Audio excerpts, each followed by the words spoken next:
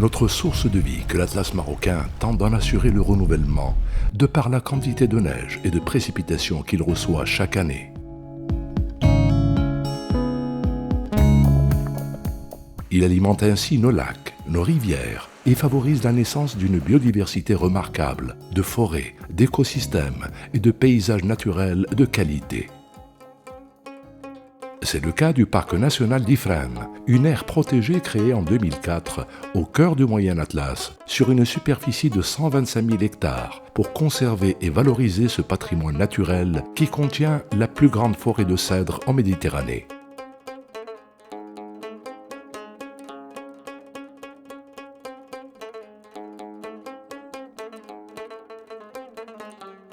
Écosystème précieux, il abrite le plus grand nombre d'espèces de faune et de flore du pays, et 3 lacs d'importance mondiale, dont le lac d'Afnourir, connu par la présence de la tadorne casarca, le canard colvert et de nombreux rapaces. La biodiversité aquatique est favorisée grâce aux quantités d'eau permanentes du Moyen Atlas, où vivent les espèces de poissons telles que la truite fario, une espèce endémique de la région. Les grands mammifères sont représentés par une espèce spectaculaire, le singe magot qui s'épanouit entre les arbres majestueux du cèdre de l'Atlas. Malheureusement, la beauté de ces paysages naturels et la quiétude de ces espèces ne sont plus à l'abri des nuisances humaines. Les coupes illégales, le braconnage et le surpâturage sont devenus quasi quotidiens et la dégradation ne cesse de prendre de l'ampleur, atteignant des phases préoccupantes. Le risque de l'irréversibilité devient sérieux, surtout que la question du changement climatique vient amplifier le déséquilibre écologique.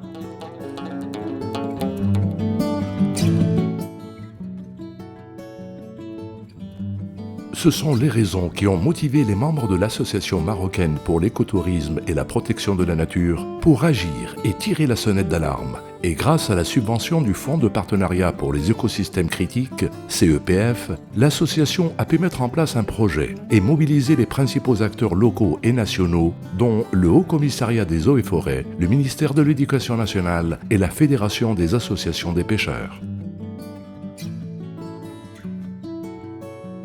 La cadence alarmante de dégradation des ressources piscicoles a poussé l'association à restructurer la Fédération marocaine de pêche de loisirs, qui, en si peu de temps, s'est vue octroyer un siège, une administration, un équipement adéquat et des sessions de formation accélérées sur le management associatif, la réglementation et la communication.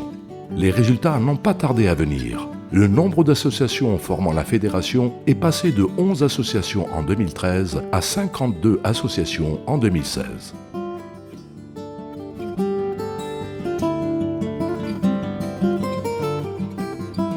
Les manifestations de la pêche écologique se multiplient. Le concept des pêches no-kill fait son apparition et la sensibilisation sont désormais des actions centrales de la fédération. Pour lutter contre le braconnage, la Fédération a engagé des gardes fédéraux, des bénévoles reconnus par l'État marocain et appuyés par le Haut Commissariat aux eaux et forêts. Le nombre de ces gardes bénévoles est passé de 15 en 2013 à 73 actuellement.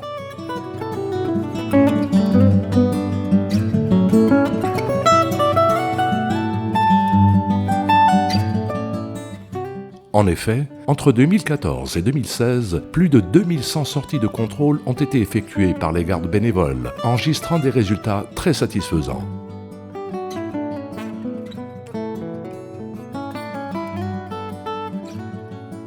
Le deuxième axe de ce projet est l'éducation à l'environnement, pour investir dans les générations futures et les préparer aux défis de l'avenir. Un programme éducatif est mis en place depuis septembre 2013, ciblant les 38 écoles rurales du parc national d'Ifrane. Plus de 5000 élèves ont déjà bénéficié de sorties pédagogiques à travers lesquelles les enfants découvrent la face cachée de la forêt et surtout prennent conscience de l'impact de l'homme sur sa pérennité.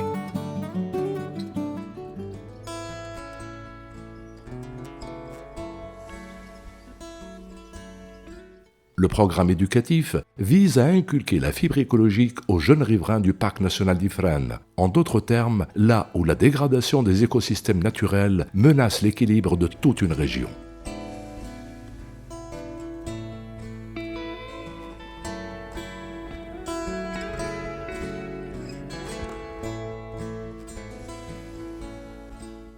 Grâce à l'appui précieux du Haut Commissariat aux eaux et forêts, l'association a réalisé l'École de l'éducation environnementale et de l'écotourisme, une structure d'accueil dont la mission est de rappeler au quotidien la nécessité de préserver l'environnement naturel et aussi d'offrir un espace de formation et de renforcement des capacités sur les métiers de la nature. Depuis leurs écoles, dont certaines se trouvent sur un rayon de 120 km, le bus de l'association ramène une classe de 26 élèves pour passer une journée de découverte de la cédraie.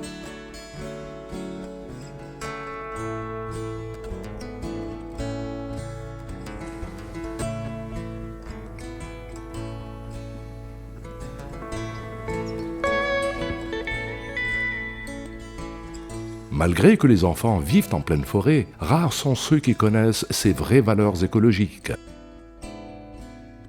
L'usage traditionnel familial laisse penser que la forêt est une ressource inépuisable. Un véritable exercice pour les animateurs pour inverser cette perception aux enfants et leur montrer que la forêt est en danger si on continue à l'exploiter aveuglément. Un message que l'association souhaite passer aux familles également.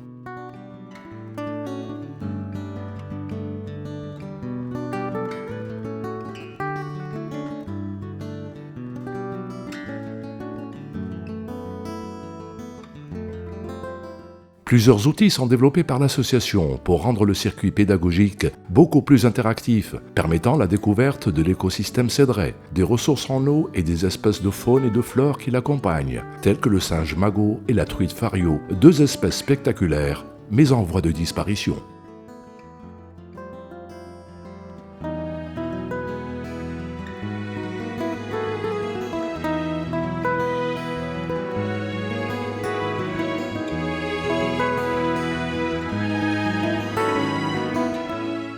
Les animateurs montrent aux enfants comment évaluer la qualité des eaux en valorisant les invertébrés qui y vivent et comment lutter contre la pollution en invitant les enfants à laisser les lieux propres, car tout dépend de la qualité de nos eaux.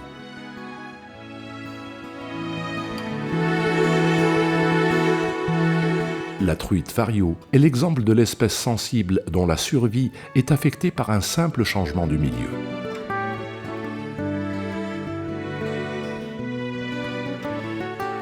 L'observation des étages forestiers amène les animateurs à expliquer pourquoi le cèdre de l'Atlas se trouve toujours en haut par rapport aux autres espèces comme le chêne vert et le chêne zen.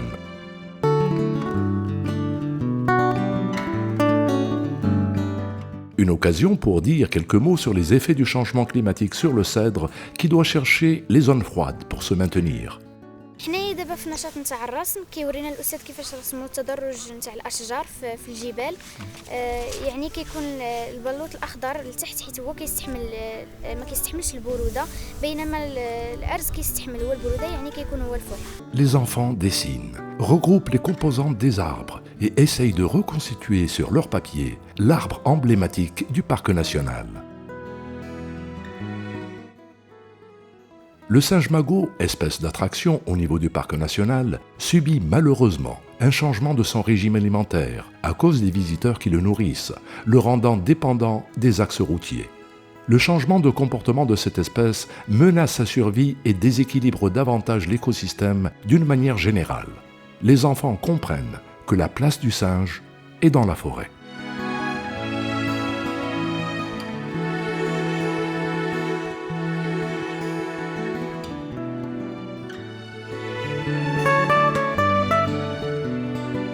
À l'école de l'éducation environnementale et de l'écotourisme, chaque salle est conçue pour travailler sur une thématique.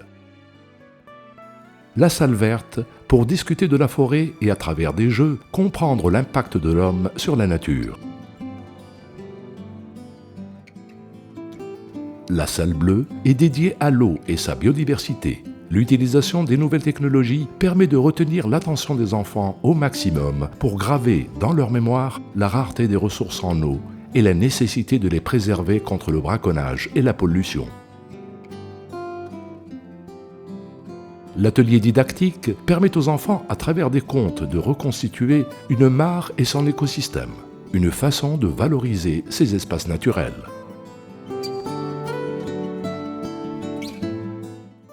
La salle d'exposition est dédiée à la diversité des poissons se trouvant dans les eaux douces du Moyen Atlas d'une manière générale et celle du parc national d'Ifrane en particulier.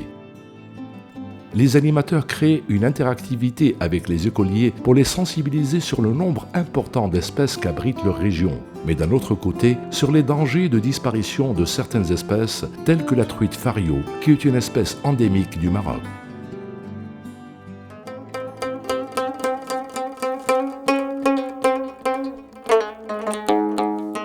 L'école de l'éducation environnementale et de l'écotourisme est une structure d'accueil qui offre des formations en écotourisme et cherche à contribuer à son développement au sein du parc national d'Ifrane à travers le circuit écotouristique intitulé « De la truite fario à la Tadorne Kasarka », s'étendant sur 35 km et relie cette école au lac d'Afnourir.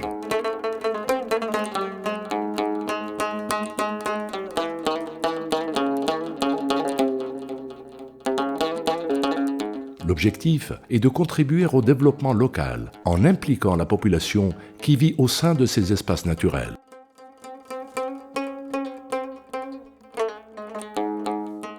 Grâce à l'appui du CEPF, l'Association marocaine pour l'écotourisme et la protection de la nature a pu créer une dynamique de conservation regroupant les services étatiques, les collectivités locales et le tissu associatif. L'association s'est donnée pour mission de pérenniser et de généraliser une vision, celle de préserver et de protéger une nature unique, des ressources naturelles précieuses et un patrimoine national et universel.